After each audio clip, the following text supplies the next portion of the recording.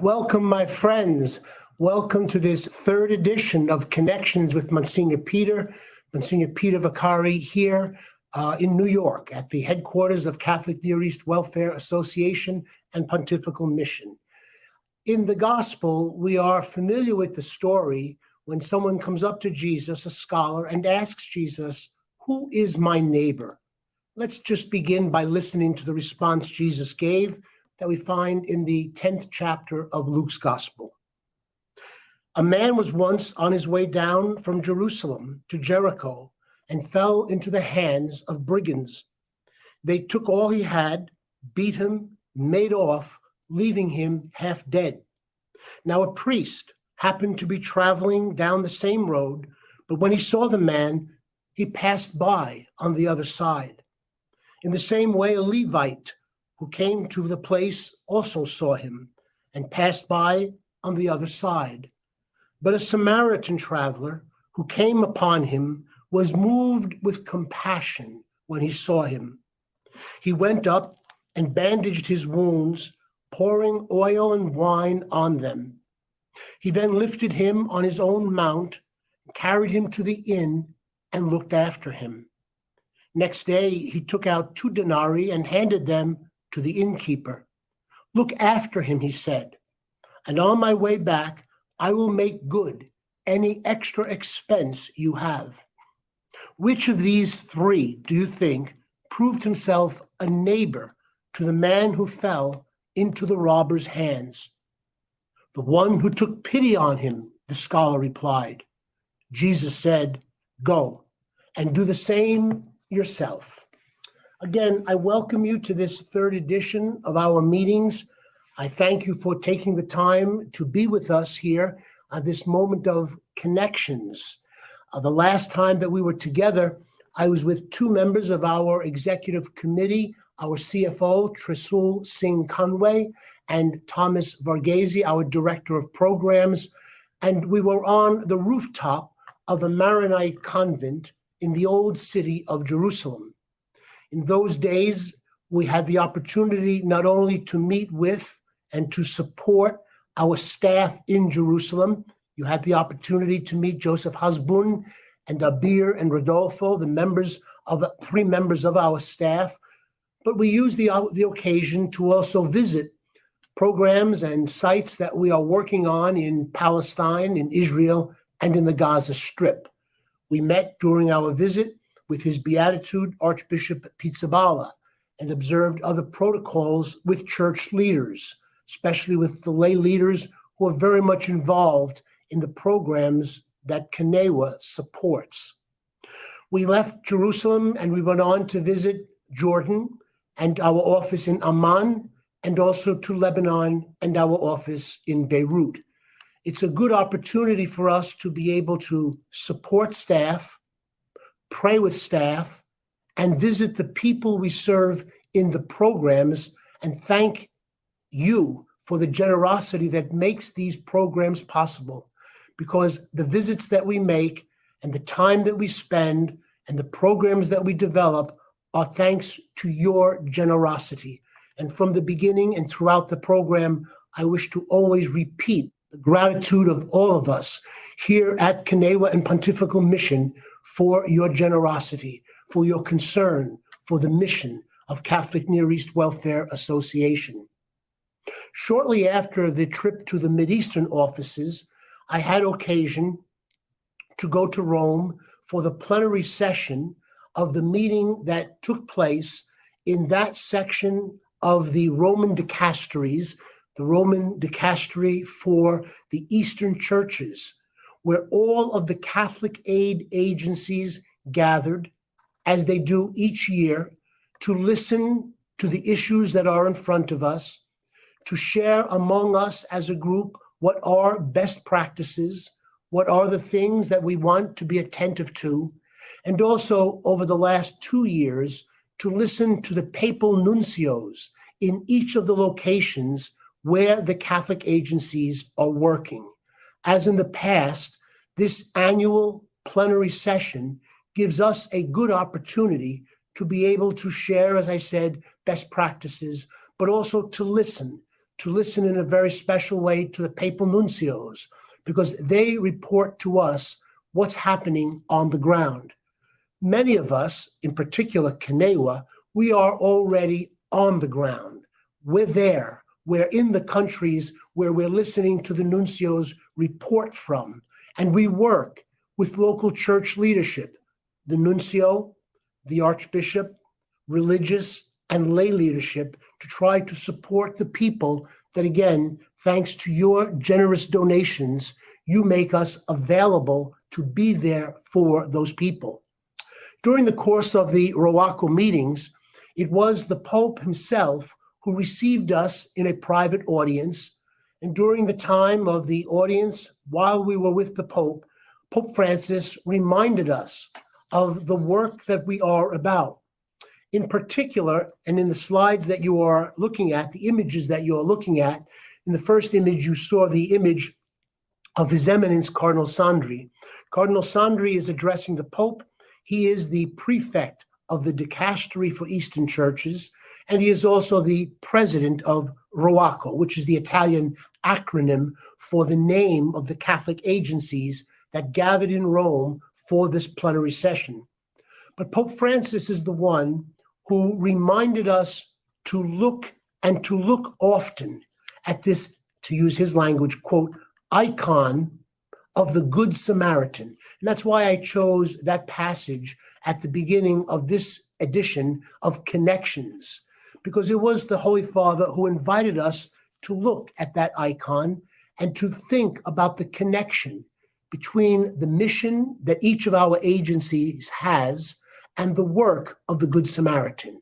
We're all called to be involved in responding to our neighbor, the one who has been cast off to the side, the one who is in need, multiple needs, material needs, spiritual needs, psychological needs, the many needs that, of course, we encounter in the work that we do every day.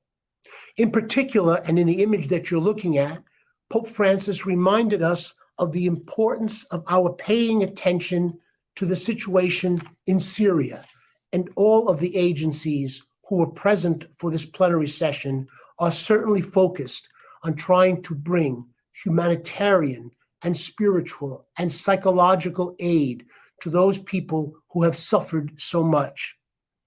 Pope Francis reminded us also to keep focused on the situation in Iraq and in the situation in Lebanon, to the violence being experienced by so many people in the Tigray region of Ethiopia, to the situation in Ethiopia and to the situation in Eritrea, and, to use the expression of Pope Francis, to the martyred people of Ukraine, especially at this hour.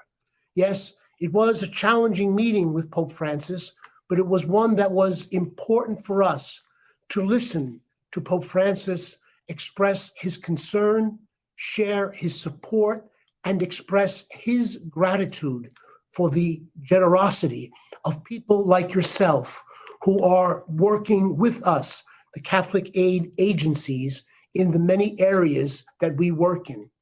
As you know, Catholic Near East Welfare Association and Pontifical Mission has as its responsibility the Eastern Catholic Churches. The map that you see, once again, is a good visual in terms of where we are. Our offices beyond headquarters here in New York and our office in Ottawa, Canada, our offices are in Jerusalem, in Amman, Jordan, in Beirut, Lebanon, in Ethiopia, in Eritrea, and in India. In addition, we work in approximately 15 countries, and we work where we do not have an office with partnerships. Partnerships like Caritas, partnerships like the Knights of Columbus, partnerships like the Order of Malta, and the list goes on. That sense of partnering with other people in itself is a tremendous sign of the kind of solidarity that Pope Francis calls us to when he speaks so often, as he has in his pontificate, of the important charge that we have to work for and to build cultures of encounter. Yes, cultures of encounter, cultures of listening to the other, cultures of prayer with the other, cultures of humanitarian solidarity with the other. And so I thank you. I thank you for your prayers. I thank you for taking the time to be involved, to listen and to learn about the situations, these very difficult, challenging situations in the many countries where CNEWA and Pontifical Mission is at work. And I thank you over and over for your extraordinary generosity, the ways in which you have manifest your desires to help, to be the living example of what Jesus talked to us about in that icon of the parable of the Good Samaritan, which we have listened to. Yes, the work of CNEWA and Pontifical Mission continues. And I'm hoping that in these encounters, these appointments that we will have on the second Wednesday of each month, it will be an opportunity for me to be able to update for you the work that we are doing, to show a greater transparency, to show a greater accountability of the work you have entrusted to CNEWA, and that we hope to faithfully carry out thanks to your prayer, to your information, and to your generosity. So many are being aided by your presence and your work.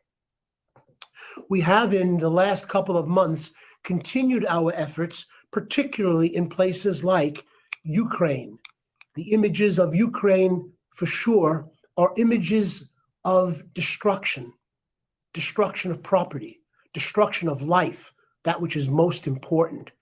And during the course of the meeting that we had in Rome, as we listened to his beatitude speaking to us from Kyiv, we heard that not only are they experiencing difficult times now because of the suffering which has been inflicted on the people of Ukraine, but that they are anticipating now a severe winter.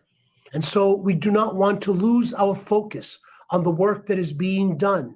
The work that is being done, as you see in the images, for those Ukrainian refugees who have left Ukraine and have gone into the neighboring countries. The work, for sure, of CNEWA and Pontifical Mission continues to be to support Ukrainian refugees in Poland, in Romania and Moldova, in Hungary, and of course, the IDPs, the internally displaced persons right within Ukraine. I am so grateful for the work that is being done here in North America, the generosity of people in the United States, and the extraordinary generosity that is being done together with our office in Ottawa, Canada, to help the people who are in Ukraine and who are suffering. At the last meeting from the rooftop of that Maronite convent in Jerusalem, where we broadcast along with Tresul Singh Conway, our CFO, and Thomas Varghese, our Director of Programs, we brought to your attention again the work that we're trying to do in Ukraine for the IDPs. And it is something for which we cannot do it without you. We cannot do it without you. But also, I think I want to bring to your attention that the war in Ukraine, the suffering in Ukraine, the destruction of property, the blocking of ports that is not letting grain get out is having its impact in other places. Specifically, as you're looking now to the images of Ethiopia. The people in Ethiopia, whether in the Tigray region, which is suffering and has been suffering under so much violence, or throughout other regions of Ethiopia, they too are suffering. And now they are victims of the war in Ukraine. Why? Because they are so dependent on the grain that comes from Ukraine to reach them. As you probably know, the people in Ethiopia are suffering now under great violence. But the people in Ethiopia are also suffering because of the horrific famine that has filled so much of that land and gone beyond Ethiopia. Just yesterday, with members of my team here, on the executive staff, we spoke with the director of our office in Addis Ababa. We spoke about the difficulties they are having because of the violence in the Tigray region. We spoke with him and the staff about the difficulties they are having because of the severe famine, one that is only going to get worse because of the impact of the war in Ukraine. It is my hope, my prayer, and God willing, that with members of staff, we will travel in November to Ukraine. We will travel in November to Ethiopia. We will be traveling to Ethiopia, and we will travel also to the area around Ethiopia, wherever we're able to get, wherever we're able to have access. That will include Ethiopia, Eritrea, and also into Egypt. These are regions that we are working in. These are regions that we are very concerned about. And these are regions that will expect and anticipate even more suffering, not only due to the violence, but as I said, also because of the impact in those regions of the war in Ukraine.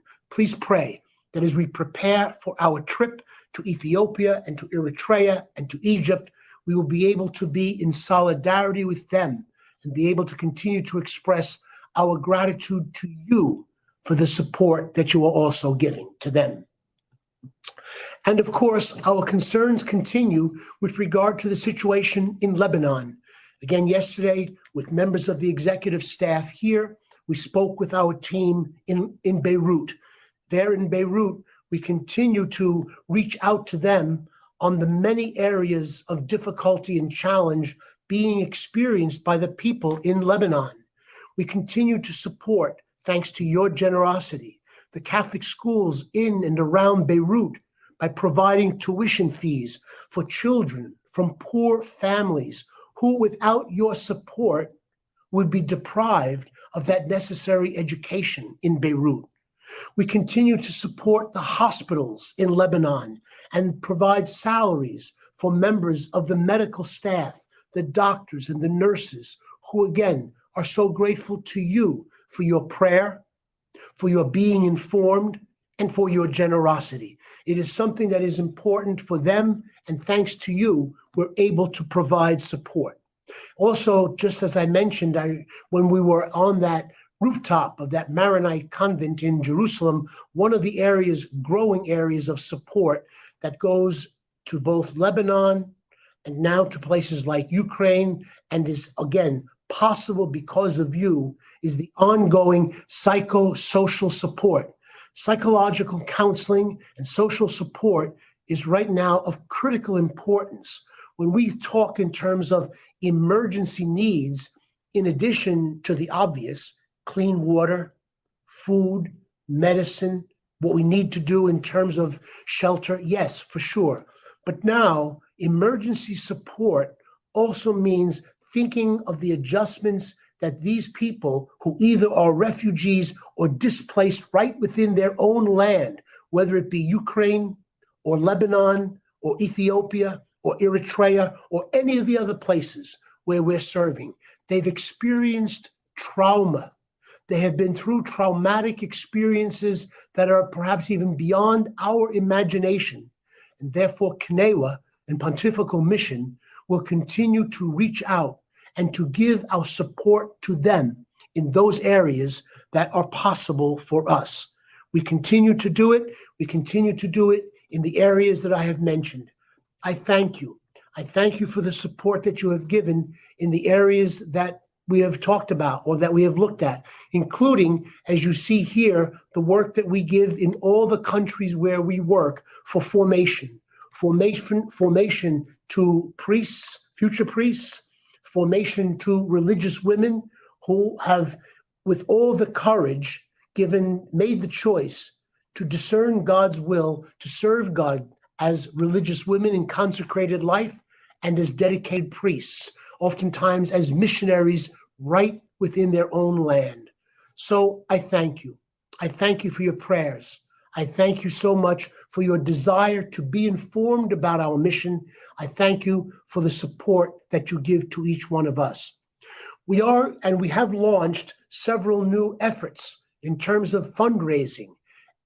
it's important for us to be able to find ways that we can partner with those who are able and willing to support our efforts. We'll be announcing some of those new efforts over the next couple of times that we'll be meeting on these second Wednesdays. I'll mention one here, and I draw your attention to it, and that is on the 13th of December. It is on Tuesday, the 13th of December, we will launch our first annual dinner. At that dinner, we will honor His Eminence Timothy Cardinal Dolan, Archbishop of New York and Chair of CNEWA's International Board of Trustees. So I ask you, in terms of a save the date, to please mark down the 13th of December, at which time CNEWA will gather for its first annual dinner. It will be a major fundraiser to support the many programs that we have been talking about and to give us the opportunity to honor His Eminence Cardinal Dolan. I thank you, and I want to take this opportunity now to just open up these conversations in case any of you have thoughts, recommendations, questions. If I'm able to answer them, I certainly will. And I've got also paper here to be able to copy down just your good recommendations. So I don't know if there are some questions here which I could try to answer. Hi, Monsignor. This is Noel. Noel, good to hear your voice. Our Director of Development. I was wondering, you mentioned that you're going to Ethiopia and the Horn of Africa in November. Are there any other travels you have planned in the coming months? Well, the primary focus, Noel, is going to be getting ready for this trip in November to Ethiopia, to Eritrea, and to Egypt. I'm hoping also to be able to organize with some members of our staff a visit to where we do a lot of have some partners, and that would be to Georgia and to Armenia. That has come up with several members of staff. It came up on our trip to the Middle East when I was speaking then with our CFO and also with our Director of Programs. I'm hoping to go with you and with our CFO on a very short trip to Rome. Hopefully in Rome, we have the permission now of the Board of Trustees to be able to reopen an office in Rome, and that office in Rome will focus on both promoting our mission and also on fundraising activity. So there are a couple of trips that are, being lined up, if they can be of some help and can help us in either raising consciousness on the part of people who want to help with the mission of CNEWA and people whose generosity and desire to give us support. We want to be able to be there to express our gratitude. Thanks for bringing that up, Noel. We have another question. In your last webinar, Monsignor, you were in Jerusalem and talked about your visit to Gaza, but you said you were going on to Lebanon and then to Jordan. Could you tell us a bit about what you discovered or learned from those the onward journeys from Jerusalem? Sure. No, thanks again. No, again, as I've tried to articulate in past editions of these conversations, the basic purpose of these trips is threefold. One, be present where we have staff. Show our support for our staff in each of those places. And where we don't have staff, to work with and to meet our partners where we are working, and thanks to the generosity of our donors, to be able to let our partners know of the generosity of the people of the donors of CNEWA and Pontifical Mission. On the specific journey that we took to the Middle East, that was back in June, of course, after we left Gaza and Jerusalem, we went on to visit and show our support for the great work that's being done by the staff, particular there in Jordan, in Amman, Jordan, where we were able to visit the work that we do at the Mother of Mercy Clinic in Zerka, the operational support that goes on there, which really ranges across the board in many different health and medical services. We also were able to be there to see the kind of catechetical work that is being done out of our office in Amman, Jordan, for the children that are there, and also to engage in different ways in which we're trying to provide psycho and social counseling. During our visit in Lebanon, the return to Beirut, of course, that was an opportunity for us once again, to visit and to pray with our staff, as well as to visit some of the sites. Sites by sites, I mean programs where we're working there, whether it's in terms of hospitals, protocol visit to the Patriarch in Lebanon, also a visit there to be able to see some of the educational places, the healthcare facilities, and again, to show our support when it becomes a matter of trying to work with the Catholic Armenian sector in Beirut in particular. Our office is very competent and a very qualified office in Beirut. And with members of staff from the Beirut office, we went to one of the centers there where we also work with the Armenian Catholic community in Beirut. We have a question from Elizabeth Harrington about the December 13th dinner. Will there be sponsorship opportunities? Now, as the director of the development, I could already answer that with a resounding yes, and that the dinner will be in Manhattan. Is there anything else you'd like to add, Monsignor? Well, first of all, I just want to re-echo the words of the development director. I support what the development director said. Yes, there will be sponsorships. Yes, they will be in Manhattan. I also want to take this opportunity to thank Liz Harrington, who was one of the host members of the committee for the event that we had back in May at the seminary in Huntington. So I thank her husband, and her family for the ongoing support which they have demonstrated to CNEWA and Pontifical Mission. And we're looking forward to this event in December being an event which will really show an explosion of CNEWA support on the part of our many faithful donors. And the great hope is that in all these events that we have coming up, whether it's going to be the dinner in December, the organization that will be putting together for a golf outing in the spring, and other events that will be coming up that will give us an opportunity to meet new donors. So we want to build on the generosity of the donors that we have counted on for so many years, and we're very grateful to them. And we want to reach out to be able to meet new donors. Our own Mary Borg has a question for you, Monsignor, which is, how are Ukrainian refugees coping in the different countries they had to move for safety? A great question from one of the great members of the CNEWA team here, Mary Borg. Mary, I thank you for that question. I could write a chapter on the contributions that Mary Borg has made to the mission of CNEWA over her years of service, on the very important question that she has raised for all of those who are watching this webinar with regard to the ways in which Ukrainian refugees are coping. Let me just make two comments on that. And, the two comments that I'll make are simply this. Number one, the Ukrainian refugees, when they have gone into those countries that I named before, whether Poland or Slovakia, and it was to Poland and to Slovakia that we organized the visit for His Eminence Cardinal Dolan back in May, but whether to Poland and Slovakia, to Romania and to Moldova, to Hungary and to Georgia, the Ukrainian refugees go there, and the sense that we got under these very, very difficult circumstances, one can only imagine. Their families have been broken up. Their land, in many cases, has been destroyed or taken from them. But their hope remains to return to Ukraine.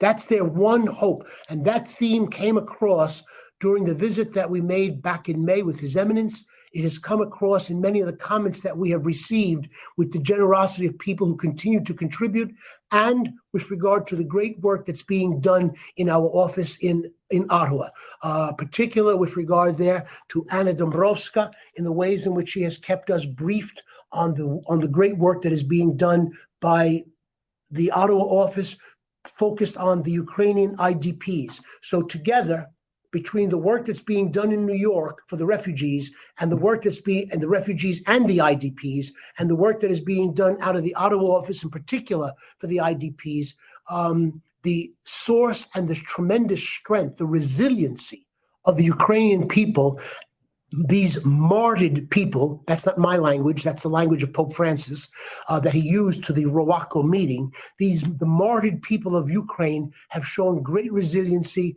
and a great resolve to be able to recapture their land, their state, and to be able to reclaim it for the Ukrainian people. A word must also, I think, be said, though, Noel, and to Mary, with regard to the tremendous, the extraordinary witness that has been given by the people of Poland, because there are no, as we talked about this back in May and in June, there are no Ukrainian refugee camps. The Ukrainian people who have been refugees into places like Poland and Slovakia, and we saw them on our visits there, they've been received into the homes of the Polish people, into the homes of the people of Slovakia, and into local parish communities.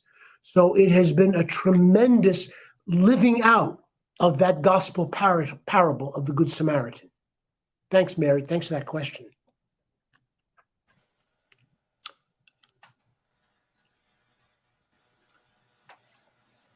No, I don't want to extend beyond the time. I know we tried to suggest this would be for a 30-minute conversation. If there are other comments or questions, and there are others who would like to remain to engage in a little more conversation, I'd be happy to do that. Otherwise, I will look forward to seeing everybody on the next edition, which will be on August 10th. Before we close up, I just want to express gratitude. Before we close up, I want to express gratitude. First, I want to bring to everybody's attention an event that happened last week. In Portland, Oregon, at the Catholic Media Association. At that event last week, CNEWA received, this was unprecedented, 44, that's 2 4s, 44 press awards for outstanding excellence. This referred to the quarterly magazine that so many of you are familiar with, our magazine One. This referred to our blog, but we received place awards in every category in a very highly competitive field. In addition to that, our own Director of Communications, Michael Lasavita, won the award for Communications Director of the Year. I think many of you are familiar with the great work that Michael Lasavita does as our Director of Communications and the work that he does as the editor of One magazine. Also to recognize the teamwork that goes into putting One together, whether that's from the New York office, the Canada office, or the regional offices who are generating the stories and the photos that are used in One. In addition to that, I want to recognize the recognition that was given to CNEWA's Laura Iorachi, who won the prize as Editor of the Year, and to Paul Grillo as Designer of the Year. 44 awards won by CNEWA last week at the Catholic Media Association. Congratulations to the entire team that was recognized for the outstanding quality and to the excellence of the ways in which CNEWA was recognized among peers, among tough academic judges and peers. So a word of thanks goes to them. A word of congratulations goes to them. And finally, a word of thanks goes to the production team that made this event possible tonight. So I want to thank you, Noel, as our Director of Development. I want to thank Tim McCarthy, who is our Director of Creative Services, to Nelson Salcido from our IT team, and a very special word of thanks to Nick Lopez. Nick Lopez is the overall director of our production tonight. He is also the director of his own company, 27 Jesters. So I hope that we'll hear more about Nick's team. I want to thank everybody who, really worked on putting together the material that I was able to use for tonight, particularly to the members of the executive staff.